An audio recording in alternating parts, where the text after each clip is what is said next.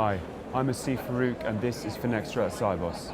We're joined here today by Victor Abbeloos of Swift. Thank you for joining us.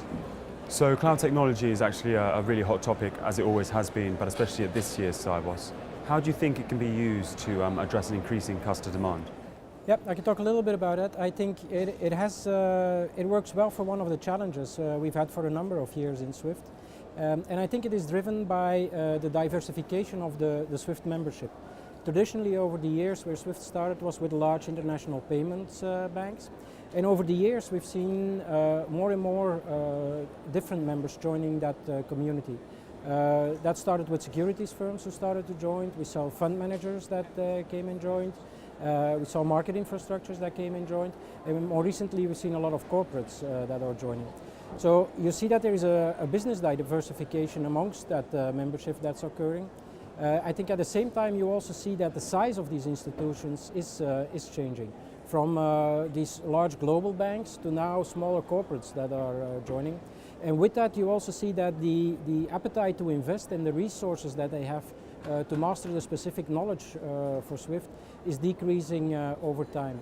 Yet, even with the smaller institutions, they're still attracted to the benefits that Swift can offer them. And they want to join, but they are not ready to make big upfront investments in hardware, in software, and particularly in the specific knowledge that you need to operate that.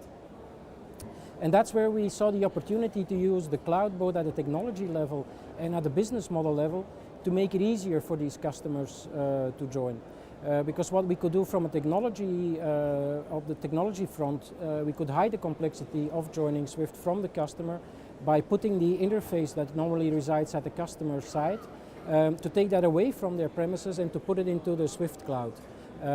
So that they didn't have to manage that anymore, they didn't have to buy hardware anymore, they didn't have to manage the software and upgrade it on a regular basis. We just host it for them and we operate it for them. In addition to that, it's not just the technology, I think also the cloud business models helped us by charging for this management, not with a big upfront investment, but doing it on a monthly recurring fee. That makes it very easy to start experiencing Swift, see if it works for you or doesn't work for you, and keep on using it that way. In addition, we've supplemented our traditional software provision model with more and more services that help the customer to absorb that complexity and to deal with it. So that's a little bit on how we're using cloud models there today with our Alliance Lite2 product. We've also started to use it for our existing customer base and to help them to reduce the cost of, for example, making sure that you have a resilient infrastructure in case something happens with the software on your side. How do you deal with if there is a natural disaster?